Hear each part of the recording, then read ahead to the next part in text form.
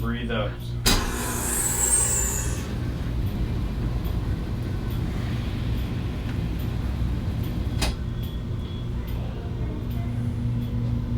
What does it feel like?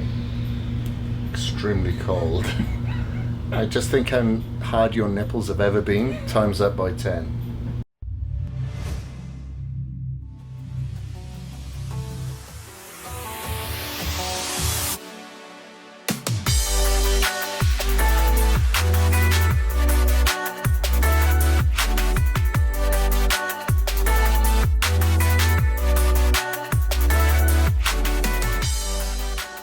So this is where the magic happens. You always hear people say, well, it's 70% diet, 30% training. That's bullshit. It's 100% everything. Unless you are full on with your diet, your training, your rest, your recovery, your supplementation, you're always going to have a short leg on that stool. And if you do, you're going to fall over. You have to start off with the foundation. You are what you eat. So here, as you can see, I've got a lot of different types of nuts. I have different types of seeds. I've got the hemp seeds, I've got the chia seeds. I also have like some dried fruits like goji berries, mangoes, dates, and having those clean foods and sugars coming from the fruits really sustain my energy. But having the fats, I think, is very, very important. If I'm not on a hardcore shredding diet, just having some fats I think is very good for your anabolic needs, for your hormonal production, and obviously taking care of things like your skin, your hair, nail regrowth.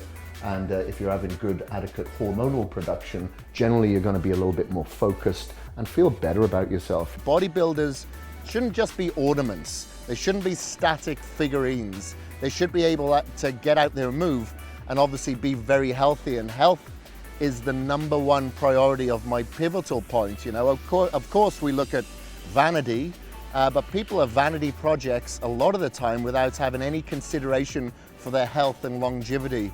And I hope that I can inspire and educate some people to be open to that opportunity.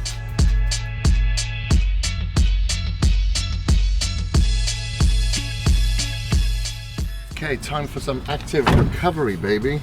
Like Dr. Jason Watson's office here, Active Health and Wellness, where I come and frequent twice a week for some recovery. I use a lot of the treatments that he offers as a preventative measure. We need to make sure that we recover adequately and make sure that our back and our posture is always aligned. So this is the mechanic that fixes me. How are you, sir? Good, how are you? Good, thank you.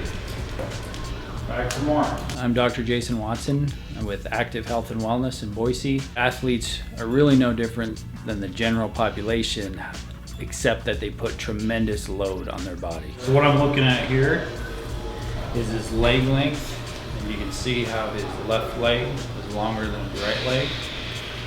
And that tells me which way his pelvis is rotated. I'll come up here and adjust them based on that rotation. And I'm hitting specific spots in his pelvis, his sacrum, and his lumbar spine. And I can come back here and check it. And now his legs are even. So you see I've shifted about a ½ inch. The primary focus is to create balance in his system. When I say his system, his structure and his nervous system. So this is O2 therapy. What we're doing is Kris is hooked to this giant bladder of oxygen right here. So that's full of about 90% O2. We have 2 concentrators pumping another 20 liters of O2 in there. So right now he's on positive oxygen. So he's breathing, like I said, about 90% O2, which in our typical air is about 20-21%. We have him exercise to get his blood pumping. We want his heart rate up to create turbulence. This oxygen is going to saturate his body, and we're going to get a greater saturation because we're going to switch to negative O2 for some intervals. We use live O2, and what that allows us to do is to flush the whole system, all his cells and plasma, with oxygen, which is a healer. Without oxygen, you cannot heal, plain and simple. So as far as recovery goes, it's a big player. So you have to be balanced neurologically, You have to have oxygen saturation. You have to have the right nutrition and the right hydration. Those are all key components.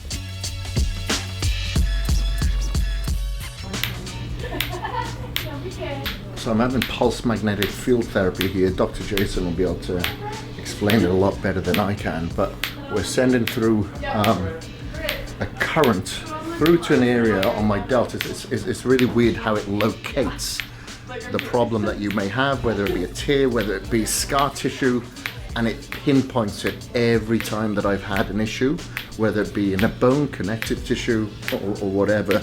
So I've got a problem with my left delt at the moment within the rotator cuff, and I've been having this treatment now. I've been doing rehab work as well to fix this area, and I'm noticing positive change pretty much every week now. You're gonna breathe out.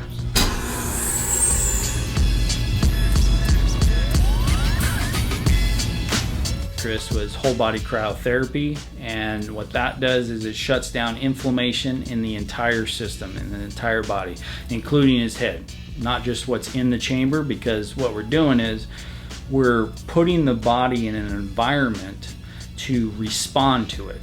So the environment is extreme cold. So he was 220, 230 below zero. For a short period of time, his body senses that environment. His neurology says, okay, what do I have to do to heal and recover based on this environment I've been placed? And it changes a bunch of blood markers to shut down inflammation and stimulate healing in the system. What does it feel like? Extremely cold. I just think how hard your nipples have ever been, times that by 10.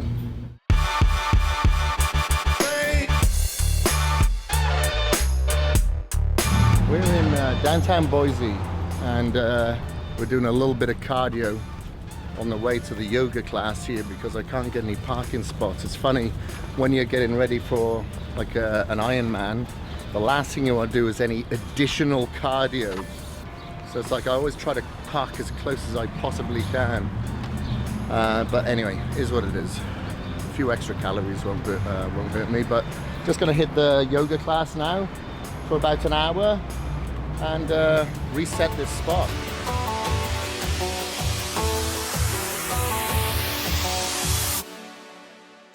My name is Marissa Wepner, and we're at Sage Yoga and Wellness, my studio in downtown Boise.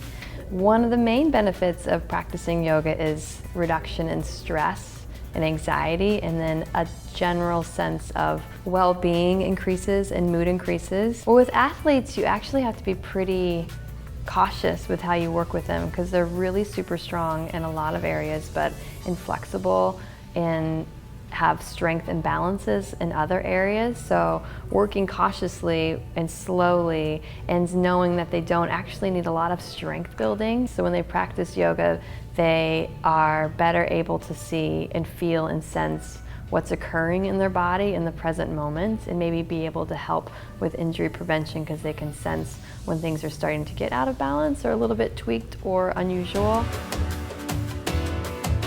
Recovery, I believe, is key. You cannot optimize your performance if you haven't first optimized your recovery. If you're not adequately recovered, let's say you recovered 90%, then expect to only be able to put in 90% the following day. So I like to have a lot of active and passive recovery methods just so I can actually endure the stress that I, optionally put upon me.